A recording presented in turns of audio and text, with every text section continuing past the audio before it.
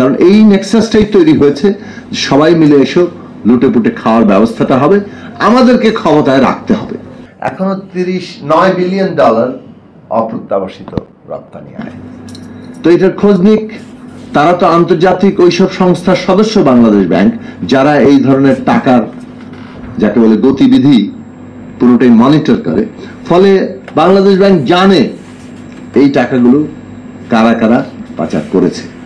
Banking চ্যানেলে যেটা অন্তত হচ্ছে তার তো একটা নিয়ন্ত্রণ রাখা যেতে পারে, সেই দিকে তাদের মনোযোগ নাই, অথবা তারা এটা দেবেন না। কারণ এই নেক্সাসটাই তৈরি হয়েছে, সবাই মিলে এসো লুটে পুটে খাওয়ার ব্যবস্থাটা হবে, আমাদেরকে ক্ষমতায় রাখতে হবে।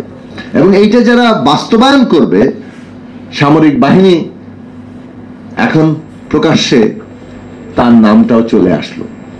জেনারেল আজিজের উপরে দুর্নীতির যে স্যাংশন, সেটা দিয়ে পরিষ্কার যে তারা আসলে কিভাবে পুরো সেনাবাহিনী, যেটা একটা দেশের সার্বভৌমত্ব রক্ষা, দেশের নিরাপত্তা রক্ষা, তার জন্য একটা গুরুত্বপূর্ণ প্রতিষ্ঠান, সেই প্রতিষ্ঠানটাকে যে তারা এইভাবে ব্যবহার করছে, এইটা খোলামেলা, যদিও খোলামেলা হয়েছে আগেই, কিন্তু এখন আন্তর্জাতিকভাবেও সেইটার একটা ঘোষণা দেওয়া হলো।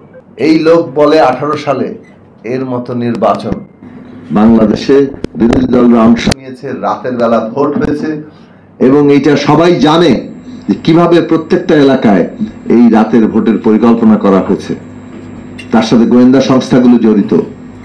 এখন তো মনে হচ্ছে জেনারেল আজিজ সাহেবের সভাপতিত্ব করেছেন। 18 সালের ভোট কারচুপি, রাতের ভোটের সভাপতিত্ব করেছিলেন এই জেনারেল আজিজ সাহেব। না হলে এই ভোটকে কিভাবে তিনি বলেন যে বাংলাদেশের ইতিহাসে সবচেয়ে ভালো নির্বাচন উনি দেখেছেন, এবং ওনার এর চাইতে ভালো নির্বাচন উনি কখনো দেখেননি।